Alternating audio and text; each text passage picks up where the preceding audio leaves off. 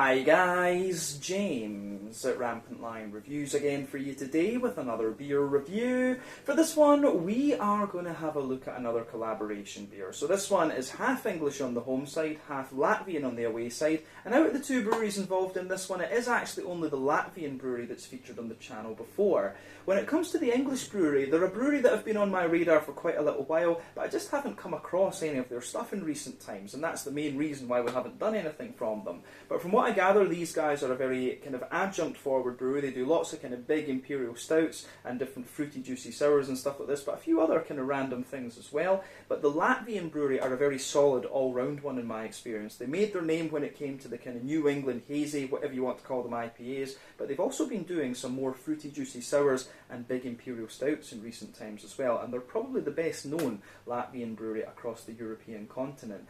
But the beer itself is a style that I know the Latvian brewery can do very well, and I've heard the English brewery can also do very well. It's a little bit of a beast within its particular style category too, so needless to say, I'm very curious to see what this one is going to have in store for us. A very recent release through the Tillfällig's temporary sortiment through Systembolaget here in Sweden too. So yeah, needless to say, very, very curious to see what this is going to have in store for us. Hopefully it's another good beer, hopefully it makes for an interesting review, and as always I hope that you guys watching enjoy my take on this one as well. So yeah, for this review then, for the home side of things, we are going to go to Manchester in England. We're going to go to Piccadilly to be precise, which is a little bit of a beer hub these days, and we're going to have a look at my first beer from Wander Beyond Brewing. So this particular beer is called Oxford and Loran. It comes in at 11% ABV, and this one is an Imperial pastry sour with berries, and it's also brewed in collaboration with Arpus Brewery, who are from a little place called Eimuri, if I'm not mistaken, just outside of the capital Riga. So yeah, this should be quite nice. This beer was released as part of the Tillfällig sortiment through Systembolaget here in Sweden at the start of May 2023, if I'm not mistaken.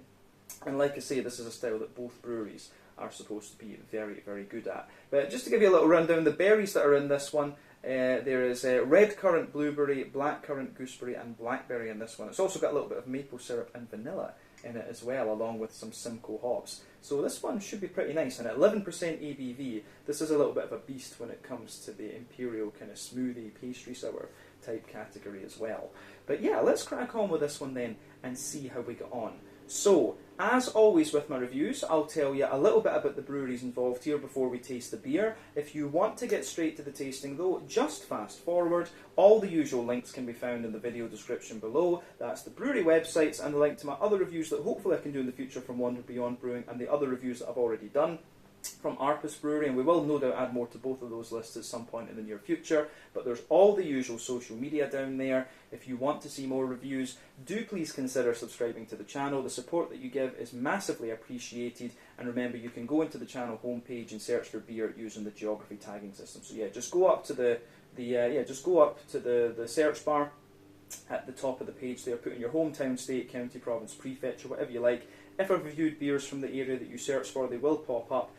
Failing that though, you can check out the playlist of beers from different countries. You'll find this beer both in the English playlist and the Latvian playlist, since it is a dual nationality beer, and there are playlists from many other countries that you can check out as well. But yeah, let's go on to my brewery notes then to tell you a little bit about Wander Beyond first, since they are the home brewery, and then we'll go over to Latvia to look at Arpus Brewing. So, Wander Beyond Brewing, as I've mentioned to you already, are based in Manchester in England, and the company was founded back in 2017 by Matt Breslin, Dan Whitehead de Beckerville, Tina Breslin, and also Ryan Mercer. So Matt is the head brewer, while Dan is the company director, Tina the designer, and Ryan was taking care of the sales. But originally they brewed at the Mac in Macclesfield under the name Dan's Brew, but this was changed in 2017 to Wander Beyond. And Wander Beyond was chosen as the name because they basically, the young team, if you like, wanted to embrace a kind of nature-loving spirit and try lots of different things with their beers, you know, wander beyond the usual boundaries of brewing, as they put it.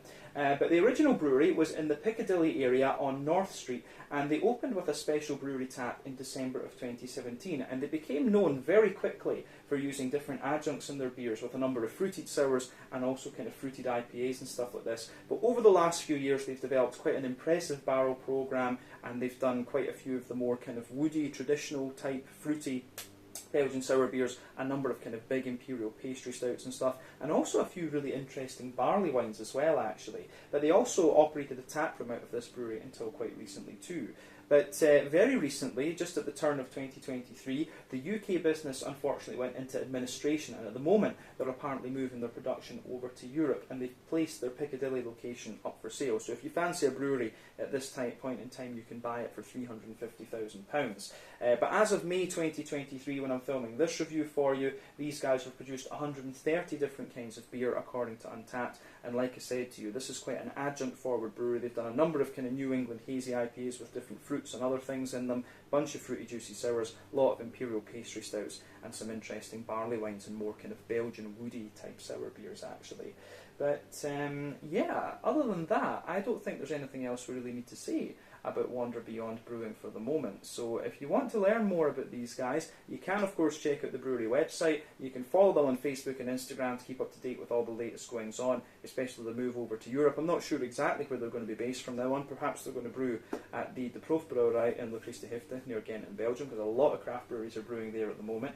But yeah, you can also check out the Untappd page to learn a little bit more about all the different beers that these guys have done. But they started off as an English brewery, now they're going to be a European brewery. I guess that's just the consequences of Brexit. So yeah, there you go, fun times.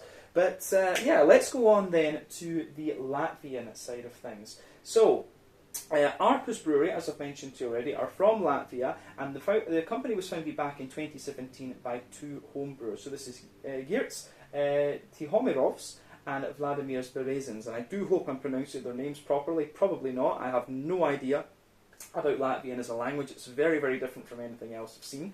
But these guys started off as a gypsy brewery, and they were based primarily in the Riga area. And in the first year, they brewed at 4 different breweries around Latvia, which they said helped them really understand and learn how to use different brewing equipment, and that served them in good, that put them in good stead for forming their own brewery. But in 2019, they received funding from the Latvian Investment and Development Agency and also the EU Agricultural Fund for Rural Development, and they invested about €200,000 in their own brewery in Eimuri in the Adazi region, which is just to the northeast of Riga. But the new brewery helped them increase their output quite dramatically, and they apparently now export around 90% of their output. And when it comes to breweries in the Baltic region, this is quite common actually, because a lot of these breweries produce quite a high volume, but you have to remember that in terms of population, Estonia, Latvia and Lithuania are fairly small countries actually. So yeah, it kind of makes sense that they export a lot of their beers. But as of May 2023, when I'm filming this review for you, these guys have produced just over 60 different kinds of beer. Like I said, they've done a number of kind of New England hazy IPAs. They experiment a lot with the same kind of base recipe and put different hops in there. They've done a good few Imperial stouts, which I think we've reviewed 1 or 2 of on the channel as well, and they have been doing some nice fruity, juicy sour beers, which I've tried on tap. So I need to try and review some of those on the channel for you going forward as well. But the name Arpus translates into English from the Latvian word. It kind of means like, you know, to think outside of the box. It's kind of like that. So yeah, quite a nice name I have to say. But these guys are probably the best known Latvian craft brewery, and they do some very, very nice stuff actually. So yeah, that is everything I can really tell you about Arpus Brewery for the moment. If you want to learn more about these guys, you can of course check out the brewery website. You can follow them on Facebook and Instagram to keep up to date with all the latest goings on, and you can check out the Rate Beer, Untappd and Beer Advocate pages to learn a little bit more about all the different beers that these guys have done. So yeah, let's go on then and have a little look at this beer and see what it's all about. So I'll just let you have a little look at the artwork on this one before we open it up. You can see it's telling us to peel the can later, so maybe we do that toward the end of the video. But there you can see the Wander Beyond symbol and Arpus under there. Gold top on the can, white background of course. But yeah, artwork on this one, it's got cats on it, so people are obviously going to go a bit mental for this one. But there you can see Oxford and Loran, 11% Imperial pastry sour with berries. As we said earlier, this one is hopped with Simcoe hops, which we know quite well. 12% alpha acid American. Usually it gives you that big kind of soft, juicy, passion fruity type flavour, but then you've got red currants, blueberries, black currants, gooseberries, blackberries, maple syrup, vanilla as well in this one. So this should be really quite nice actually. I'm very, very curious to see how this beer is going to turn out. I can't remember what I paid for this one. I think it might have been about 80 Swedish kroner or something like that. So that translates to roughly €8, somewhere in the region of like £7 sterling, maybe about $9 American, something like that. But yeah, an 11% Imperial pastry sour. this should be pretty nice. Let's get it out and we'll get on with the tasting then. Very, very curious about this beer. It's behaving itself, it hasn't exploded, which I was worried it might actually. But as I say, let's just get this guy out into the glass and see what it's all about. So, there we are. I think that's enough to have a little look at the appearance of the beer for the moment. So yeah, let's just have a little look at this one then. So you can see we've poured maybe about 3/4 of the beer out into the glass just now. You can see that it's poured with about a 2/3 finger of a frothy, I would say kind of pink cream tinty coloured head. You can see it's quite a bumpy head actually, not so foamy in terms of its bubbles and things like this. But yeah, the way it looks is very, very nice. In terms of the colour of this one, I think it's fair to describe this. I've often used this descriptor before, but it's like a Heart of Midlothian football jersey, this one. It's yeah, a lovely kind of burgundy, wine red type colour, this one. 1 or 2 big bubbles sticking toward the side of the glass, a few little ones going up toward the bottom of the head there. Overall, it does look very nice. I'm guessing with this one, it's quite opaque, so a lot of the opacity in this, I was just checking on the back of the can there, a lot of the times when it comes to these sour beers, the sort of opacity you get from these comes from the presence of oat and wheat, and this one does have wheat in it. It doesn't say anything about oats, so the kind of opacity that you're getting out of this beer will be from the wheat. The colour, of course, will be from the different kinds of berries that are in there, mainly the red currants, the blackberries and all this kind of stuff. So yeah, the colour of this one, to be honest, is not a surprise at all when you think about what adjuncts and stuff you've got in here. But it looks very nice. You can see the head of this beer has faded away to be a nice sort of thin foamy layer there, and you've got that thicker foamy ring just around the edge of the glass. So yeah, the way this goes together is quite nice actually. Yeah, I have to say, appearance-wise, nothing really surprising about this one when you consider what this beer actually is. But yeah, it's always nice to see these things, and you know, as I've said on the channel many a time, we've got some really nice breweries in Sweden that are doing these kinds of beers at the moment, and they're always nice to have a look at. But yeah, let's have a wee look at the aroma of this one then, and just see what it's all about. Very curious to try this beer, of course, too. And I'm just going to say, aroma-wise, this one is pretty damn awesome. As I've said many a time when it comes to these kind of big, fruity, juicy, smoothie type sour beers, these are often very, very straightforward in terms of their aroma, but if they're done right, they can just be really, really nice. And I've got a feeling this is going to be another one like this. Yeah, this smells absolutely awesome, I have to say. So yeah, where do we start with this one then? It gives you a bit of everything. You've got lots of big juicy fruitiness in there. You smell the maple syrup, you smell the vanilla, and then yeah, you've got all the other bits and bobs coming out of it too. So yeah, aroma wise, very, very nice. In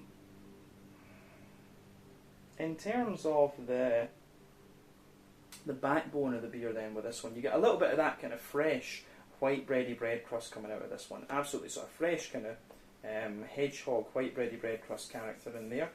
On top of that, you have a little bit of a kind of almost wholemeal brown bready character, but then there's a lot of white bready notes. There's a lot of white bready notes and stuff coming out on top of that, which is really nice too. But then the one thing that you often get with these beers is you get this kind of yogurty, petit falou, munch bunch type thing coming out of this one. Munch bunch, for those of you who don't know, it's a type of yogurt you get back home in Scotland, and my mum always used to put it in a lunchbox when I was wee. You had strawberry, raspberry and apricot, and you just have this little bit of like petit falou, fruity yogurt type note coming out of this beer. Absolutely. So within that, of course, you're getting some of the vanilla notes are really coming out within that too. And then above that, you start to get the kind of sweet maple syrupy type qualities as well, which I think are very, very nice. Yeah, aroma-wise, that's pretty good. When you sugar the beer up, I will point out, you do get some of the pastry stout, the sort of pastry sour element out of this one, sorry. So for me, a pastry sour, for me there is a bit of a difference between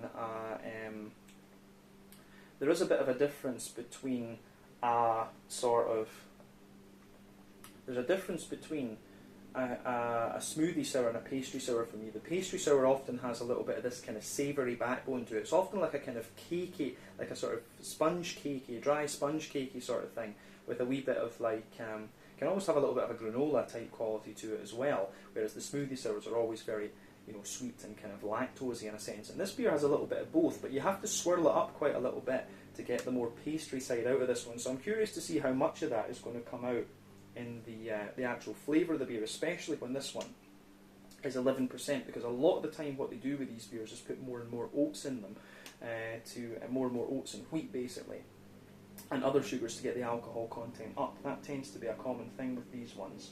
But yeah, above the maple syrup, you, as I say, underneath that, when you sugar the beer up more, you get some of this kind of dry, sort of slightly chocolatey, brown sugary, sponge cakey type note out of the beer. And then you've got some nice, there is an element of sweet caramel in there, a little bit of a McVitie's digestive biscuity note, but as I say, maple syrup is going to give you all of these things depending on what it's mixed with. But yeah, aroma-wise, this beer is very, very nice in that sense. So yeah, I like how this one goes together actually. It is really quite nicely done for sure. I think that covers everything we need to say about the malty side of things. Now, on the hoppy side of the beer, you do get a little bit of green component out of this one. So there is a teeny little bit of earthiness there, but there's also some floral notes and also some grassy character in there. And this is one of the great debates between brewers about how exactly you should hop sour beers. Back in the day in Belgium, with the kind of Flanders Reds and Huises and stuff like this, they often used to use older hops that had lost a little bit of their alpha acid potency. And the main reason was they didn't want the bitterness to take away from the sours of the beer. Makes sense, right? But basically, when it comes to the more modern sour beer, some brewers say, oh, it adds a little bit of depth to the beer. Other brewers say, yeah, you don't need to do that because the fruit kind of the fruit kind of suppresses the green component anyway. So yeah, think of it as you will. But with this beer, you do get a little bit of that green component in there, but of course it's very fruit forward, so it makes sense, to be honest with you. So yeah, you get a little bit of green component out of this one, but not overly much. I think that's a fair assessment of. I think that is an absolutely fair assessment of this. Of this beer for sure.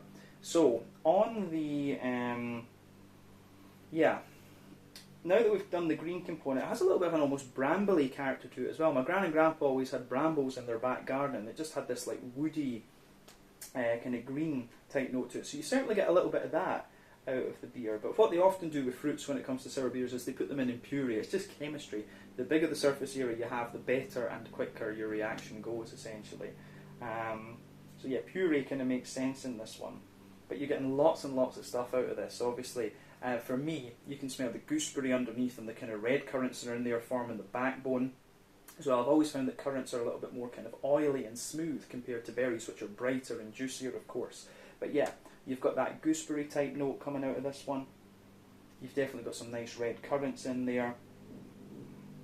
I can smell them in the backbone. I'm not too familiar with red currants, I hasten to add, but I do like them whenever I've tried them. But the blueberries, and the blueberries are really sitting at the very front of the nose for me with this one. And the black, I think was it blackberries and black currants they had in this one? Yeah, blackberries and black currants. So yeah, this is interesting because yeah, you get the blackberries and the blueberries giving you the sort of sharper tart notes out of this one. But then, yeah, you can smell the juicy, the kind of more oily and juicy currants just sitting underneath, and the gooseberries kind of forming the backbone of the fruity part of the beer. But it smells absolutely lovely, I have to say. I really do like how this one goes together, actually. It's a big thumbs up from me. Yeah, lovely stuff. Often these sour beers are like that. So we'll just get the rest of it out into the glass, and we'll try this one. Not a lot of sediment visible at the bottom of the can there, actually, which is always a good thing. You do want to get most of the stuff into the beer with these ones. But yeah, let's have a wee look at this and see what it's all about. So this one is the Oxford and Loran and Imperial Pastry Stout at 11% ABV, brewed at Wander Beyond Brewing in Manchester in England in collaboration with Ārpus Brewery from Eimuri to the northeast of Riga in Latvia. An Imperial Pastry Sour with, what is it? With red currants, black currants, gooseberries, blackberries and blueberries. Interesting thing there, but let's get stuck into this one. Slange, skål, cheers, prieka.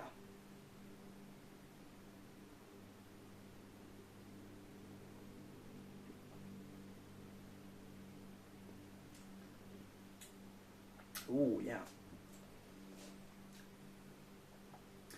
That is nice. I'm going to say straight away, this is pretty damn good, so a thumbs up to both breweries on this one. First impression of it is, it has a hell of a sharpness in the beginning, but what you often have to remember with sour beers is that they quite often have a big impact flavour, then they just kind of mellow out a little bit more as you go on.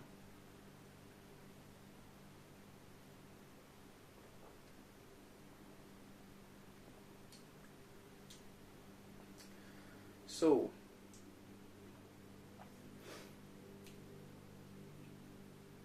yeah, this beer, it does definitely, I will say this straight away, it does give you the more kind of pastry sour. I keep doing that, pastry stouts, just because I've reviewed more pastry stouts than I have pastry sours.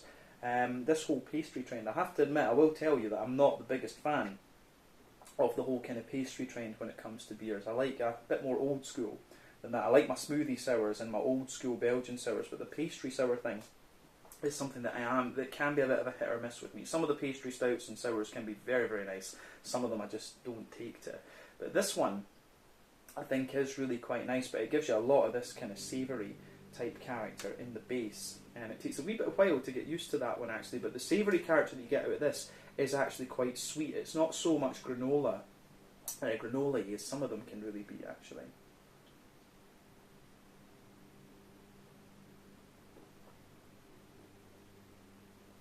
So, yeah, the way this beer goes together is actually really, really nice. Yeah, so it gives you everything you'd want from a pastry sour. You've got a bit of the savoury note underneath, you've got a lot of sweetness and things in there as well in the middle, and then you start to get the big fruity notes and a bit of hoppiness out of it too. So a very well-rounded beer, this one, actually, and it'd be quite difficult to guess that it's 11%, but fair to say it is. But yeah, let's have a wee look at the let's have a little look at the middle third of the palate in this beer. Then we'll start off there. So the backbone of the beer, you've got this lovely kind of very smooth kind of like, it's like cake crust backbone. It's kind of like that. It's like the very edge of a sponge cake. The bit that's a little bit toasty because of the, because it got stuck to the pan or whatever. So you've got a little bit of that in there. Further forward on that middle third of the palate, you get a little bit of a more kind of woody character coming out of it.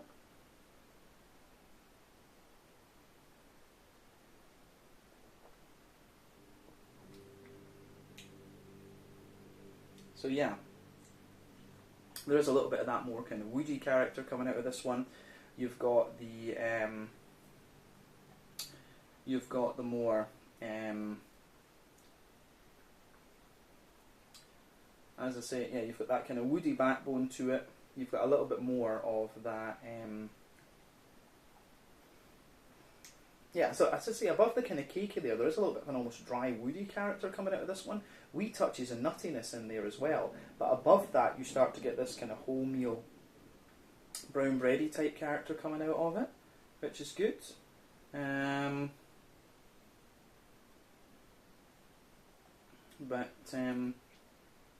Yeah, so you get this nice, so you've got the kind of sponge cakey character, the sort of cakey, crusty base, then you've got a bit of wholemeal brown bready character above that. Then you start to get a sort of sweeter cakey note sitting above all of that, which is interesting. And as I say, within the cakey and the brown bready layers, you start to get a wee bit of like nuttiness coming out of the beer, which lingers there into the aftertaste.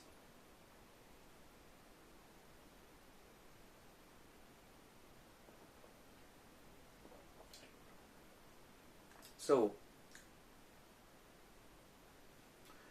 the further on that you go with this beer, the further into the kind of cakey side of things as well, you do start to get some of the vanilla coming out of this beer.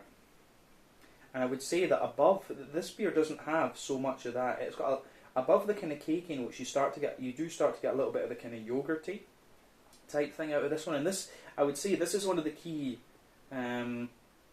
the key variances, if we can call it that, between a pastry sour and a smoothie sour. The smoothie sours are always very creamy and sort of smooth in the middle, whereas this one is a little bit more kind of bready and cakey and stuff like this. So above the kind of sponge cake there, you do get a little bit of that kind of almost creamy yogurty type character with the vanilla in there, but then above that, you get a really nice kind of, above that you do get a really nice sort of, how would you say, above that you do get a really nice sort of maple, you get the maple syrupy notes coming out of the beer, and they kind of start to form the brown sugary notes. So above the kind of yogurty layer, you can feel the maple syrup just forming the baseline of the beer. In the very centre though, it's a little bit leathery, almost like you've had a slightly longer wort boil or something. So you get that leathery brown sugary character in there. Above that, you get the more kind of maple syrupy type notes, and in the dead centre of the palate, you've got a big oily, you do have that big oily sweet kind of caramel note coming out of this one. There's a wee bit of McVitie's digestive biscuity character pushing its way out of the beer as well. So yeah, the way that that goes together, I think, is really nice.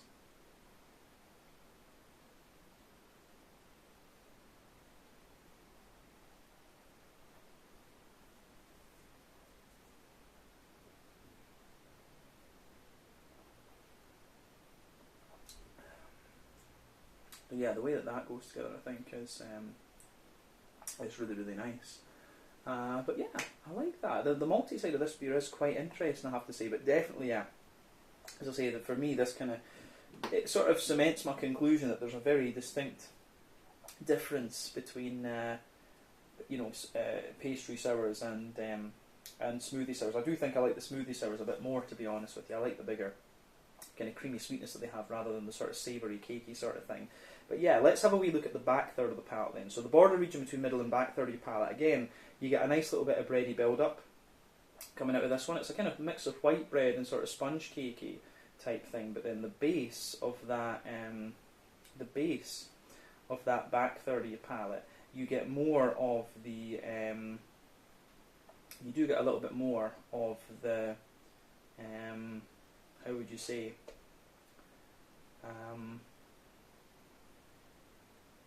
you do get the kind of bread, the sort of cake crusty sort of thing is a lot drier and more kind of bitter. It's got a little bit more bitterness to it, if you like. And as I've always said, more dry and bitter flavours come out further back on the palate. But the layers are quite similar in this. You get a little bit of the kind of granola and woody character sitting above that, which again is a wee bit drier. Then you get a little bit of the kind of almost wholemeal brown bready character in there. And then above that you get the sort of wholemeal brown bready notes, and you can feel those layers are a lot lighter and more airy. They're definitely a lot lighter and more airy than in the middle third of your palate. And above everything else, you can feel a little bit of the wheat just sitting on top of that. And the wheat does actually give you a bit of smoothness, but also a bit of bitiness on the top of that back third of the palate. Then above everything else, you've got the more kind of yeasty notes coming out of this one too. So I like that. I definitely like how that goes together.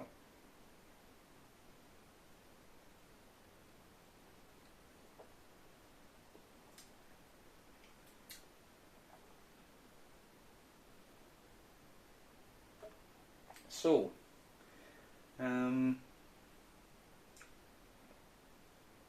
yeah, above that, like I say, it does go together.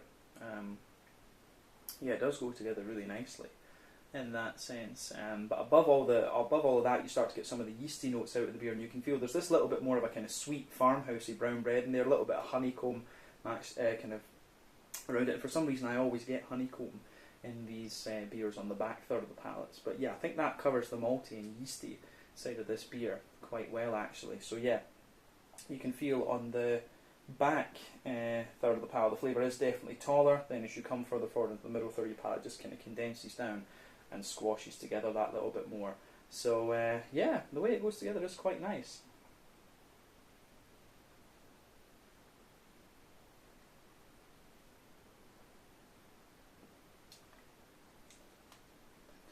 So, yeah, let's go on to the hoppy side of things with this beer. We talked about the hoppiness in these beers earlier on, but yeah, you do still get a little bit of green component coming out of this one. So there's a little touch of earthiness in there as you move further forward. It's a little touch herbal, and as you push toward the kind of front corners of the palate, it's got a little bit more floral aromatic character to it. Then round the front curve of the tongue, it's a wee bit lighter and more kind of grassy as well. So yeah, I do like how that goes together, and you've got a lot of the kind of big fruity notes just kind of pushing their way out of this one as well. And like I said earlier, the fruity character of these beers often kind of suppresses the green component of the beer too. But yeah, interesting stuff. So let's have a little look at the front third of your palate then, and the sour side of things. So that border region between front third and middle third of your palate, again, you get a little bit of bready build up in there. It's like a kind of brown, sugary sort of sponge cakey type thing, but then the base of that front third of your palate is a little bit more of a, yeah, pardon me, it really is more of a kind of, it really does have more of a kind of the base of that front third of your palate. There's a bit of the bread, the kind of cakey, crusty sort of thing, a bit of the cracker, then a bit of the kind of sweeter cake, and then you get the big fruity elements coming out of this beer in there too. You can almost feel that there is a slight layer. You can tell there's a little bit of oiliness and fruitiness coming from the Simcoe. And the Simcoe, whenever you put it in a slightly darker, more fruity malt base like this, it's always going to give you more of a kind of black curranty, kind of red fruity character. So you can feel a little bit of an oily layer of that. But of course then you've got the adjunct fruits sitting in there too. So you can feel the kind of gooseberry note, particularly into the aftertaste. The fruits take a wee bit of time to come out. So you can feel the gooseberry layer in the base there, then the red and the black currants just sitting on top of it. And the blueberries and the blackberries kind of sit on top of everything else. And it's the blueberries and the blackberries, I think, that really give you the tartness in this beer.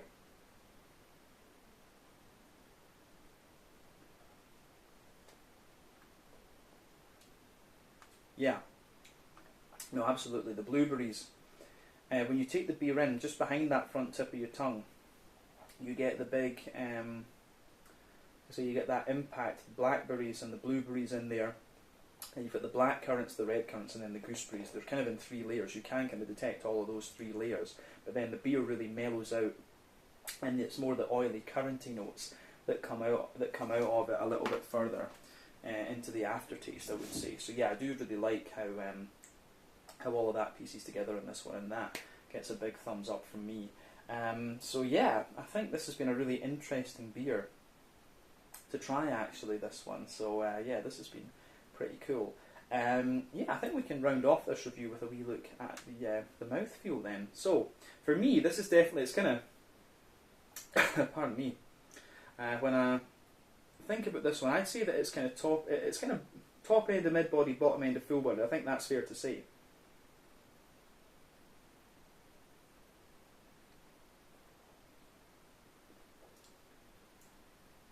So yeah, carbonation is very, very smooth. It's got a lovely big kind of smooth, almost kind of creamy character coming out of it, and yeah, so lovely. It has got a bit of a creamy, smooth character to it as well, but yeah, just a big thick thing. This is absolutely a sipper, this, especially at 11%. It's deceptively easy. These sour beers can often be deceptively easy to drink in that regard. They drink like wines, basically. But yeah, the maltiness, as we said in this one, you've got a bit of dryness and kind of almost bitterness underneath. You've got a wee bit of smoothness in there as well, and you've got a little bit of kind of breadiness and sweetness in the middle too. So a wee bit of everything in there. The maple syrup, of course, is giving you quite a dry sweetness and things like that. And yeah, it's quite nice. This beer, it does have a bit of dryness underneath, but it really sweetens out the further into the aftertaste you go. You have got a wee bit of bitterness in this one, maybe 15 or 20 IBUs, but very, very low. I think 15 is potentially more accurate. And then yeah, you've got all the big kind of fruity notes in this one. Quite sour in the beginning, but it really mellows out quite nicely, and it's the berries that are giving you the tartness, and the currants that are giving you the the kind of more oily, sweeter flavours underneath, and the vanilla comes out a lot into the aftertaste as well. But yeah, this has been a really interesting beer to try, I have to say. A very good first impression of Wander Beyond Brewing, so hopefully we get some more of their European brewed stuff soon. And yeah, as we know, Arpus can do these very well. The only thing left to do, I guess, is to peel this away, and it was telling us to peel away the side of the can and see what we can get. So I think maybe I've ended up sticking this back down. I think I've messed this up, actually, but we'll see. Yeah, I'm not sure what to do. There we go. I think I've got it. There's two layers. Let me just sort this then. We'll see if I can get this layer off, and we'll have a little look underneath the can. So let's do this. Yeah, there we are. Yeah, there we are. So yeah, you have a second label with this one. There you are. Underneath. So that's pretty cool. I guess the idea is that you take this off the can, and there you go. So yeah, that's quite nice, I have to say. Yeah, but like I say, I think that's everything we need to say about this beer now. You've seen the underneath label. But yeah, this was the Oxford and Loran, an Imperial pastry sour with, what was it, gooseberries, red currants, black currants, blueberries, blackberries, maple syrup and vanilla, brewed at Wander Beyond Brewing in Manchester in collaboration with Arpus in Eimuri, near Riga in Latvia. But let's leave it there. Once again, thank you for watching my beer reviews. Until the next time, please like, subscribe, share, all the usual YouTube stuff. Let me know your own thoughts on this beer in the comment section below. Let me know what your favourite beers are from Wander Beyond and from Arpus, and we will no doubt return to both of these breweries again at some point in the very near future, but probably more likely Arpus before Wander Beyond Brewing. But check out my social media, check out the brewery's social media, and I'll see you guys again very, very soon. Slàinte, skål, cheers, and prieka.